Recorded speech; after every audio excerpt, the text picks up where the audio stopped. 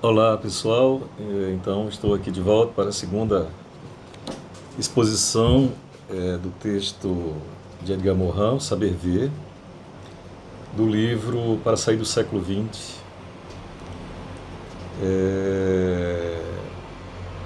para nossa reflexão aqui no Marginália e com os colegas e também orientando os alunos interessados nesta temática.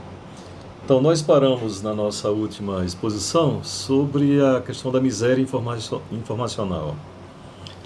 Edgar Morin destaca no texto, para relembrar rapidamente, 3 aspectos responsáveis, digamos assim, por esta miséria informacional. Um é a pseudo-informação,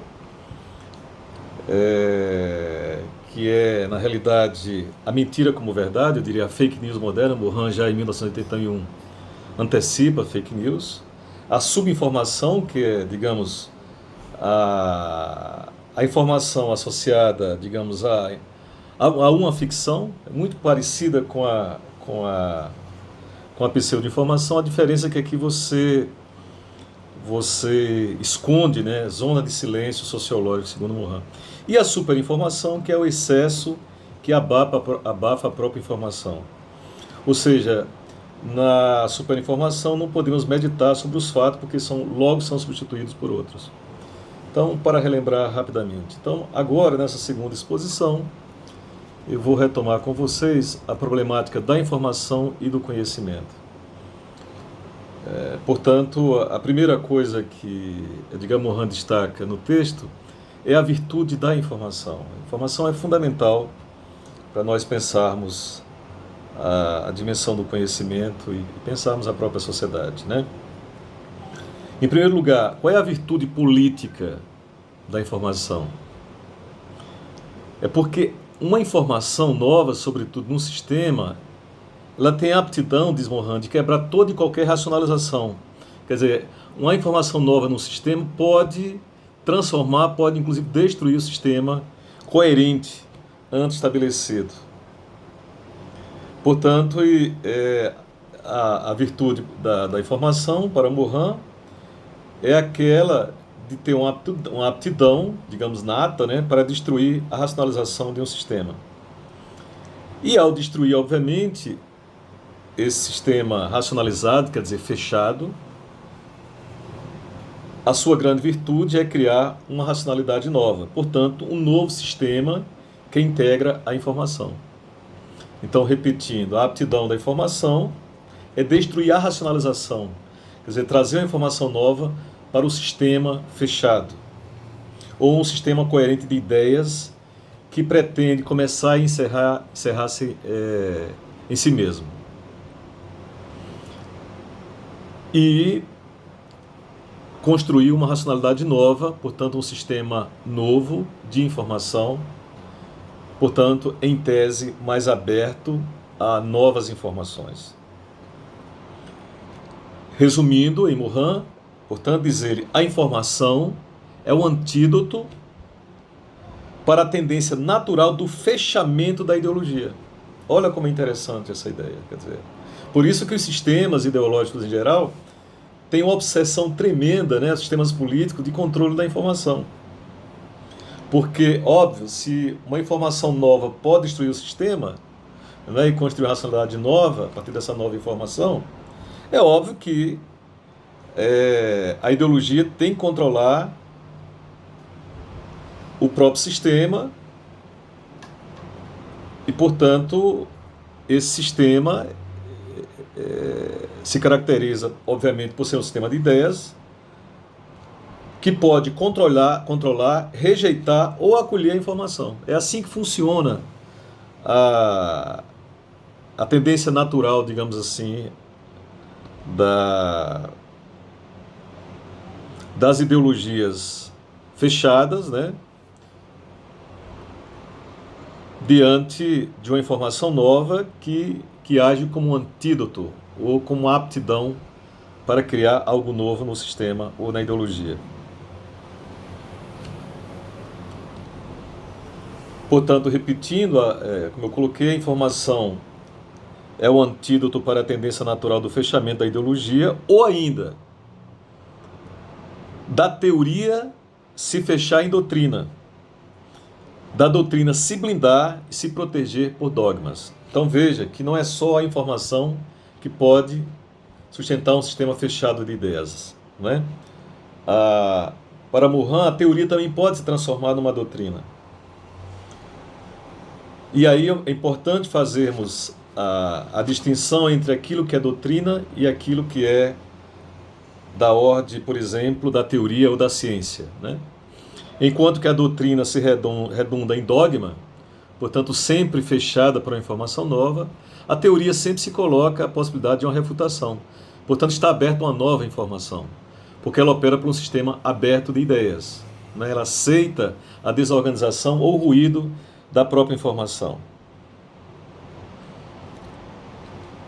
A rigor, a doutrina que se blinda e quando se transforma num dogma, há algo externo, quer dizer, há uma zona de proteção dogmática, tudo aquilo que pode trazer alguma alteração no sistema. Agora, importante dizer também o seguinte, mesmo com toda essa virtude que a informação porta, segundo Mohan, mas é importante uma dimensão fundamental nessa compreensão para ele, que é, por mais que seja fundamental, importante, né, a informação, mesmo, e o Mohan respeita muito essa dimensão, mesmo considerado no sentido jornalístico da informação, mesmo assim, informação não é conhecimento. Então, repetindo, mesmo no sentido jornalístico, e é muito comum dizer, não, olha, foi um jornalismo sério, foi uma reportagem séria, muito bem feita, etc. Mesmo assim, diz Mohan, não é conhecimento. Porque o conhecimento é o resultado da organização da informação.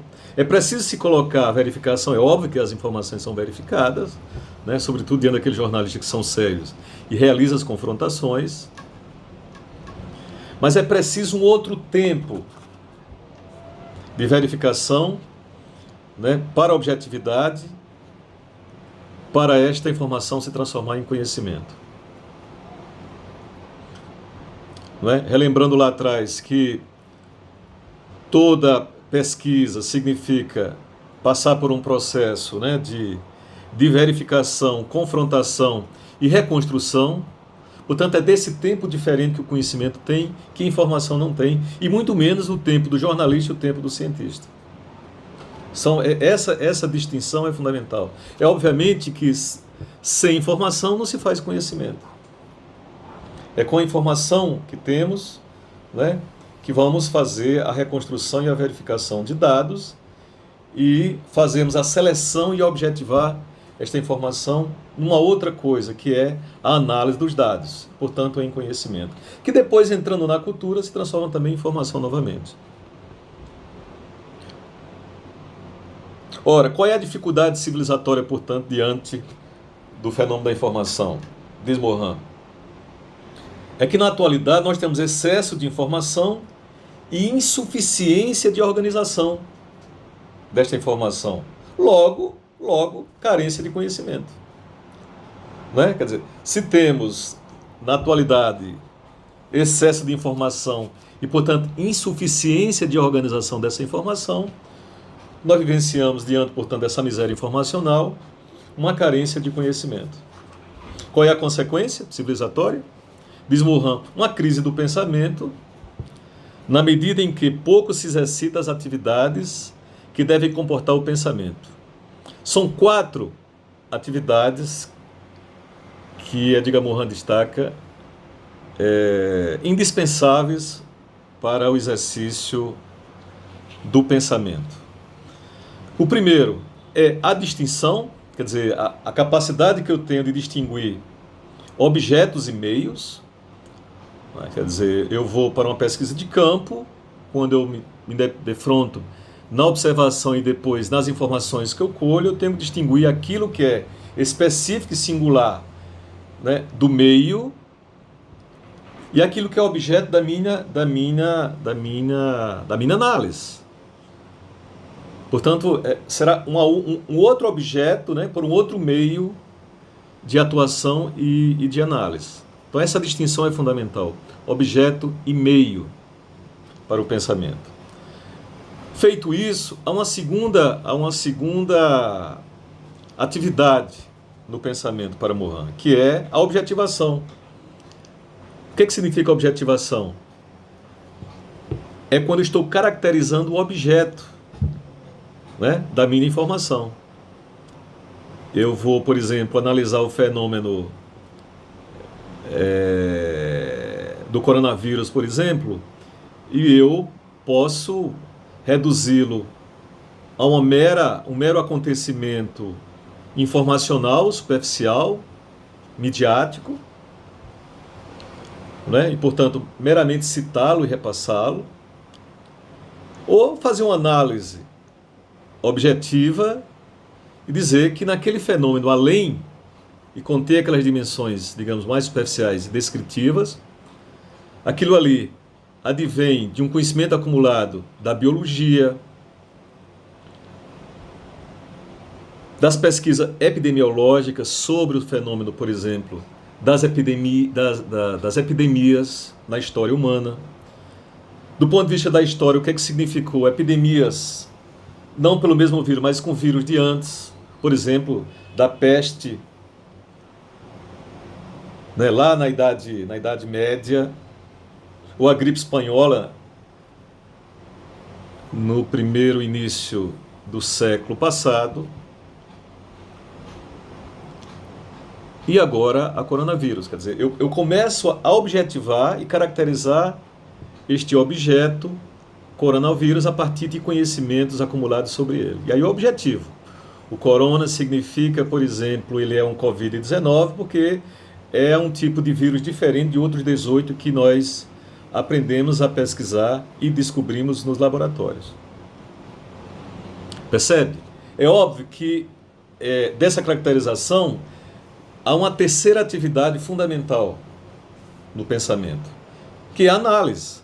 Quer dizer, quando eu faço, a análise é exatamente a classificação e a decomposição do objeto. Então, repetindo, se eu digo que há o Covid-19, é porque há outros 18, outros vários Covids, né? Há outros coronavírus, digamos assim, em relação ao que nós estamos estudando, né? Portanto, é o famoso recorte. Sabe aquela coisa que nós dizemos? Você tem que fazer o recorte na sua análise.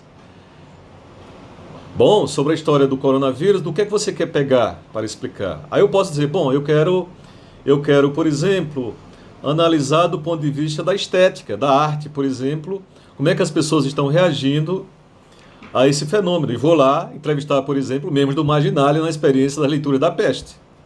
Ou vou, além disso, entrevistar doentes ou cuidadores dos doentes, médicos, enfermeiros, etc. E vou dizer que este fenômeno traz profundos acontecimentos de mudanças sociais, políticas, culturais e subjetivas ou psíquicas na sociedade. Percebe? É óbvio que, ao fazer essa classificação, o recorte e a decomposição do objeto, eu só faço isso, obviamente, também a partir da seleção. Eu tenho que selecionar para uma análise final.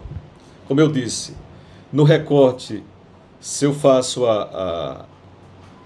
digamos, 2, 3 aspectos que eu quero destacar, é óbvio que também ali eu vou selecionar neste acontecimento, né, neste objeto, aqueles dados com os quais eu posso dialogar mais sobre a estética, não é? E, por exemplo, epidemia na história ou no próprio acontecimento contemporâneo do coronavírus no século XXI, em Natal, por exemplo, ou na internet, etc. Ou especificamente em um grupo de pesquisa de uma determinada universidade, né? No caso particular, o Marginalia, que é da Universidade Federal do Rio Grande do Norte. Portanto, ao fazer essa seleção, eu estou extraindo aí os caracteres, digamos, julgados essenciais do objeto, para os meus interesses, os meus objetivos de pesquisa.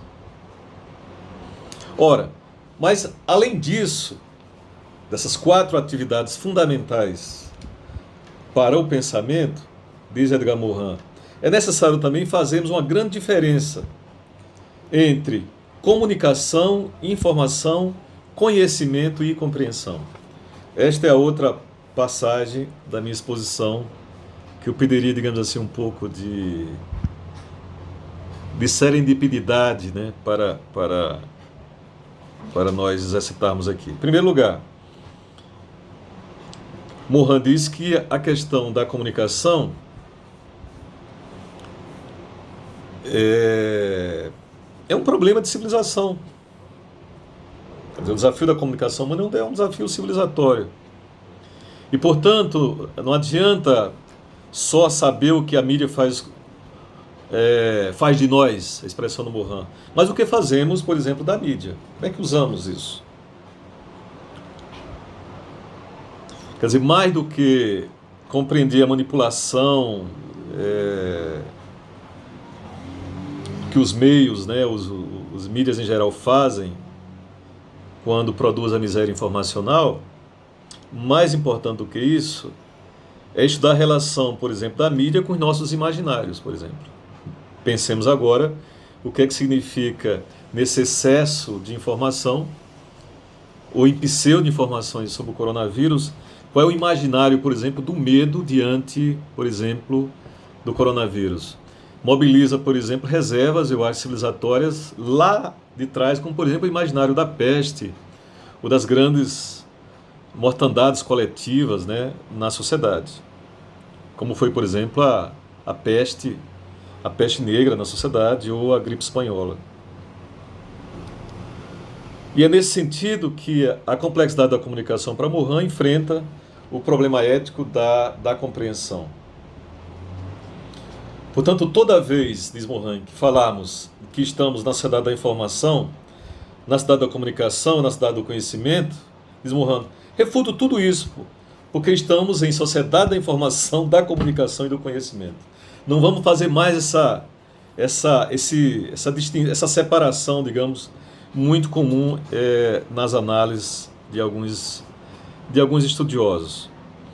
O que interessa fundamentalmente é fazer essa diferença entre comunicação, informação, conhecimento e compreensão.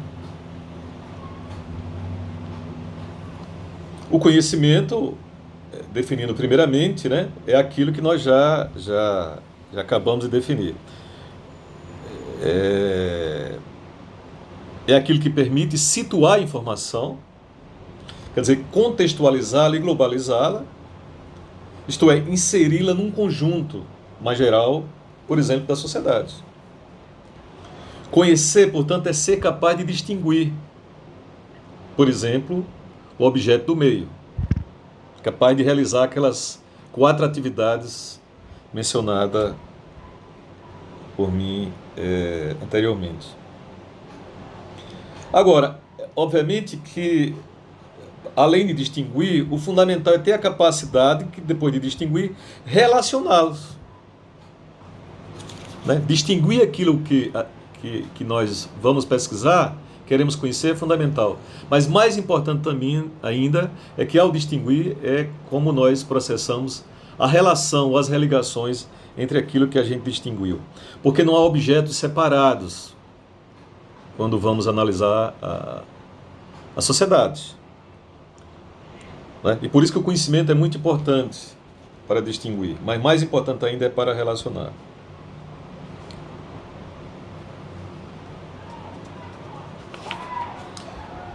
Bom, é importante dizer que, além dessa definição que o Morin faz para a ideia do conhecimento, né, que eu acho que já está claro, é que não tem como pensar a comunicação, ou antes, aliás, a informação, sem 2 características fundamentais. Se qualquer teoria da comunicação, isso é básico, eu estou aqui chovendo no molhado, mas às vezes é importante repetir o óbvio, né? É que a informação, ela sempre comporta 2 aspectos fundamentais. que estão presentes, naquilo que a teoria da informação definiu de redundância. Quer dizer, a redundância, diz o Mohan, tem sempre dois sentidos. Um é que a informação pode escrever-se no que já é conhecido, portanto, no que já está organizado. Se não, digamos, a gente chega uma informação nova para nós e aí a sociedade não reorganiza, né, e não insere nesse sistema já contido na sociedade, e aquilo vira uma mera desordem. Vamos pensar, por exemplo, as passagens que nós tivemos do telefone, né, cinema, rádio, televisão, telégrafo antes, internet, etc. Né? Telefone celular, por exemplo. Então isso são sistemas, são informações novas, né? São redundâncias, mas que o sistema consegue se organizar. E há um segundo sentido na palavra redundância da informação. É de que para termos certeza que a informação vai ser efetiva, é preciso repeti-la, é preciso confirmá-la, né? Por isso que nós pegamos, por exemplo, informações sobre as pessoas, pedimos o perfil, telefone, por exemplo. Vamos relembrar aqui, e hoje eu desafio a quem conseguir de cor citar 10 números decorados assim de pessoas depois das agendas digitais, né? Muito difícil. Mas mesmo assim você tem sempre que repetir quando você quer passar um WhatsApp para alguém ou não quer ligar. Esta é uma redundância. Por que eu tenho toda vez de repetir a numeração da rua, a numeração do telefone, não é? O endereço, por exemplo. Não é verdade? Quer dizer, essa informação é fundamental. Essa redundância, ela é fundamental. É como se disséssemos que é óbvio que isso é uma informação fraca, diz Mohan. Ela é tão fraca quanto, por exemplo, sabemos que todos os dias o sol nasce, né, numa determinada hora, embora tenha mudança de horas a depender do hemisfério. Bom, dito isso sobre a dimensão os dois sentidos da redundância, passemos então ao fenômeno da compreensão. Mohan diz que a compreensão é um tipo de conhecimento que necessita de uma relação subjetiva com o outro. Essa relação subjetiva com o outro ele chama de simpatia, uns chamam de empatia, o que é muitas vezes nessa simpatia ou empatia favorecida, diz Mohan, talvez pela projeção e pela identificação com este outro. Mohan gosta muito de dar o exemplo em relação à compreensão, quando ele faz a diferença entre a compreensão e a explicação. Quando lemos romances ou assistimos algum filme, por exemplo, ou quando simpatizamos com os personagens, quer dizer, ali é uma dimensão subjetiva que estabelecemos de projeção e identificação com os personagens, né?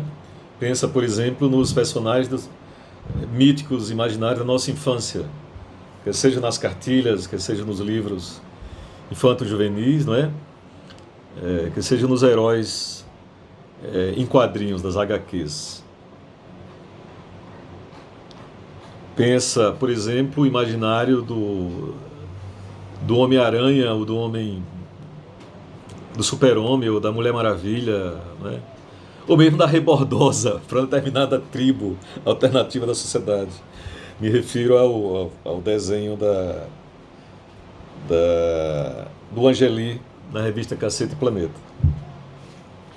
Então, a compreensão tem essa dimensão subjetiva. E por que ele estabelece também ele amplia, digamos assim, com esse exemplo daquilo que é compreensão e daquilo que é explicação, ou seja, como é que ele faz essa diferença?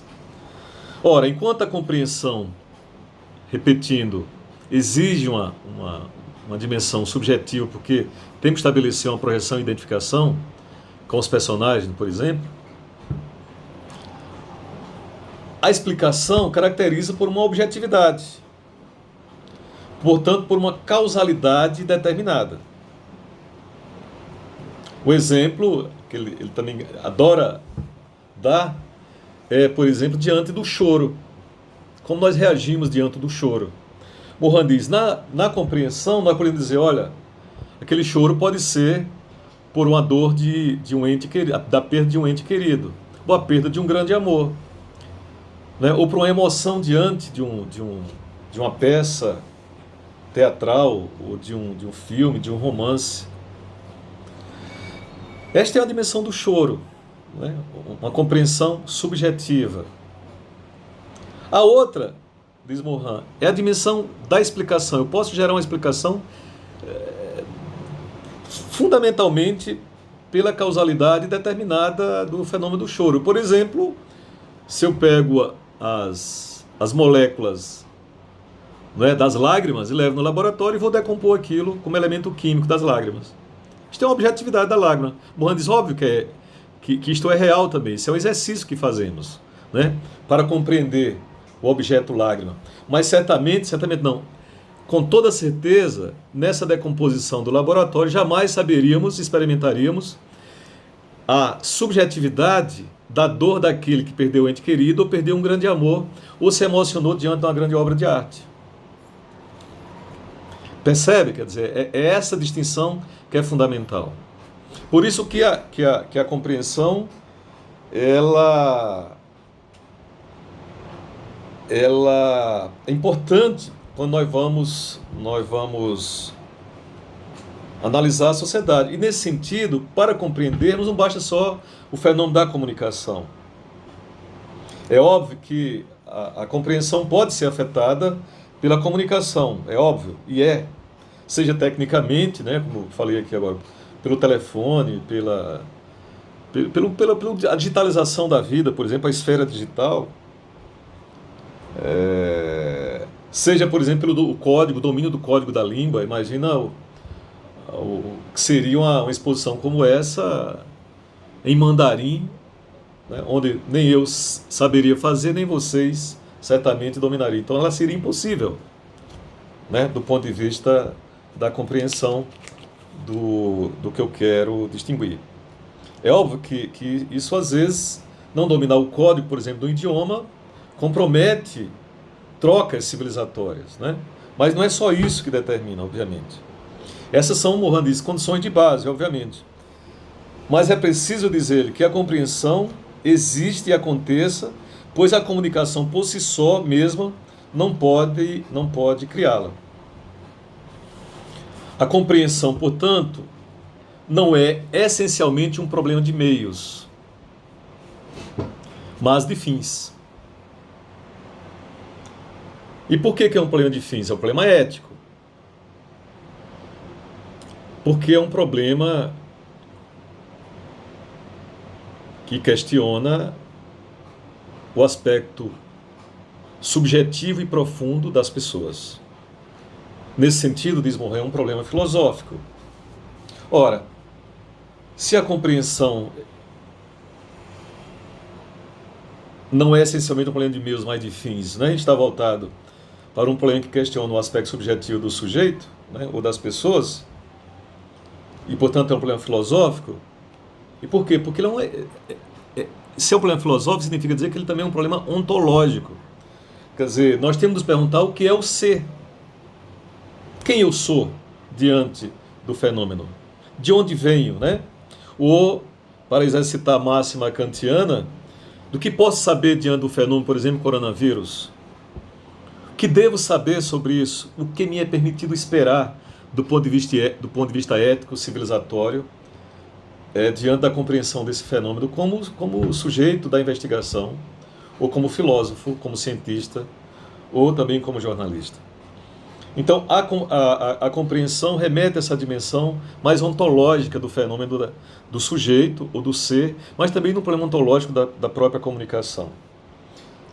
Bom, exposto sobre a questão da compreensão, vamos agora ao fenômeno da comunicação. Ora, se eu disse que a compreensão ela é essencialmente um problema de meios, a comunicação, obviamente, depende de meios e, obviamente, que os fins estimulam, digamos, a decodificação das mensagens. Repetindo, a comunicação depende dos meios, né? E óbvio que os fins podem estimular a decodificação das mensagens, mas em relação à compreensão, ela é limitada, porque a compreensão está aquém ou além disso, como nós acabamos de falar em relação à questão da ontologia.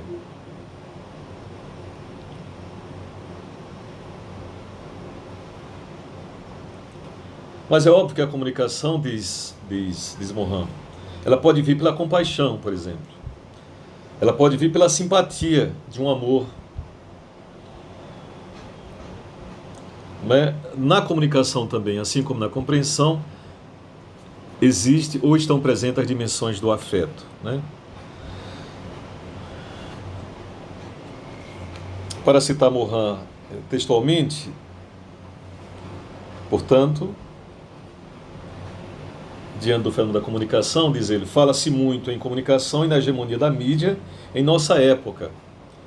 Trata-se de uma concepção que não compreende bem o fenômeno e isola o papel dos meios de comunicação, dando a estes uma autonomia exacerbada. É um clichê que atravessou o século XX e, apesar dos esforços de pesquisa, ainda não foi dissipado. Portanto, esta é, digamos, a orientação, digamos, ou a reflexão fundamental de Mohan nesse texto, que é nós, para compreendermos o problema da informação ou da comunicação no sentido mais amplo, é preciso que relacionemos comunicação, não é? Informação e conhecimento e a dimensão da compreensão. Eu vou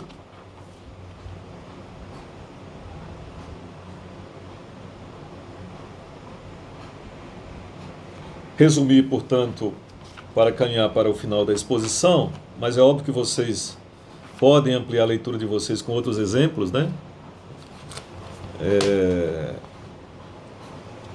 Diante de outras passagens do texto que eu estou aqui resumindo. Por exemplo, o que é que significou a ideia de um sistema fechado ou de uma informação totalitária diante dos regimes do leste europeu, ou dos regimes comunistas, ou os regimes socialistas, e também para todas as ditaduras capitalistas no século XX. Né? Isso é um exercício muito importante. O resumo que Mohan diz, portanto, não é só uma informação governamental, é sobretudo uma informação governamental totalitária. Este é o digamos, a barbárie de uma informação totalitária. Por isso que, na sociedade livre e democrática, a informação tem que ser completamente transparente. Isso é possível, né? Mas uma coisa tem que ser garantida, que é evitar a censura de todo e qualquer regime. A informação, ela historicamente sempre está submetida tem estado submetida à censura de ditaduras, de regimes fechados. Eu estou resumindo rapidamente essa questão. Portanto, o problema da informação é inseparável do problema da interpretação pelo sistema de ideias que integra, situa e rejeita, e que ela pode reformular ou revolucionar.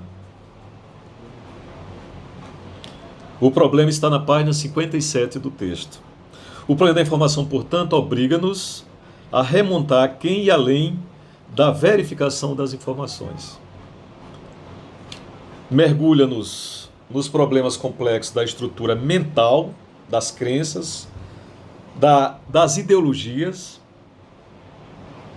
da confiança e das desconfianças diante dos fenômenos informacionais ou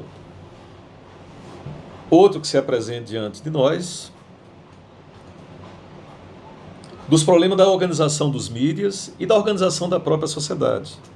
Desta maneira, diz Morin, assim poderemos começar a compreender o que quer dizer a palavra complexidade, por exemplo. Esta é outra informação fundamental para a gente concluir a exposição. É não poder, por exemplo, isolar totalmente um fenômeno para compreendê-lo. É religá-lo às suas articulações naturais. É esta a complexidade do problema da informação. Não se pode absolutamente isolá-la do problema, por exemplo, do espírito humano. Fundamental, diz Morin. E não esquecer, por favor, a distinguibilidade e não separabilidade dos fenômenos diante dos problemas. Isso, no primeiro momento, diz Morin, parece assustar, mas é o único caminho para compreender os processos civilizatórios, né? Quer dizer, há distinguibilidades, não separabilidades dos problemas civilizatórios. Então, diante de um problema civilizatório que o planeta passa agora, né? Vivencia, como o coronavírus, que realizou esse grande internamento social e uma super produção, uma super informação, e ao mesmo tempo uma proliferação de pseudo-informação e de subinformação, é preciso que, para isso, diz Morin, que a gente apenas distinga essas informações, exercita aquelas 4 atividades para o pensamento, né, para tentar compreender o que é que significa, mas não estabelecer separabilidade. Por exemplo, dizer que todo fenômeno só se explica pela ciência, né? Ou tentar dizer que, em função da debacle ou do perigo econômico e social, nós temos que simplificar ou secundarizar as explicações científicas em nome da economia, em nome, por exemplo, das estatísticas sociais. Isto é nesta maneira que é um desafio, digamos, do humano ou do espírito humano em Morin. Bom, a última coisa para esse exercício de complexidade, né, ou para aquilo que agora começamos a compreender o que quer dizer a palavra complexidade, portanto, é não poder isolar totalmente um fenômeno para compreendê-lo, é religá-lo às suas articulações naturais. É sempre este exercício, né, analítico do pensamento, onde as partes e o todo, né, vão se fazendo e refazendo, sendo que a totalidade sempre, em geral, é maior do que as partes, mas sem as partes não tem como constituir a totalidade, mesmo que por vezes, né, quase como uma explicação quântica, se é possível dizer isso, né? Por que quântica? Porque por vezes a parte, né, ela pode ser, da partícula pode ser maior do que a totalidade do fenômeno, ou por vezes aquilo é partícula, por vezes é corpúsculo, quer dizer, a totalidade do próprio fenômeno.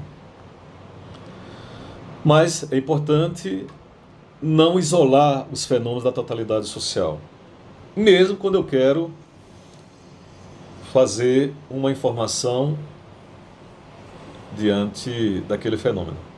Ora, concluindo, portanto, esta exposição, Edgar Morin chama a atenção que é necessário, se nós devemos fazer e queremos exercitar esta ideia de complexidade que religa, né, diante do fenômeno da informação, primeiro compreendermos os males das palavras mestras. O que ele denominou também dos males das palavras, né? O Morin fala da miséria informacional, agora ele está falando da miséria das palavras, os males das palavras, né? São as palavras que, entre todas as que usamos para designar as coisas políticas, adquirem um privilégio e um domínio que fala como palavras mestras. O que é que são palavras mestras? Diz ele, página 58 do texto. São aquelas palavras gigantes, por exemplo, o domínio político, democracia, ditadura, por exemplo. Palavras mestras, palavras gigantes. Elas se autonomizam tanto no domínio da reflexão e da análise, que elas terminam perdendo a potência de explicação.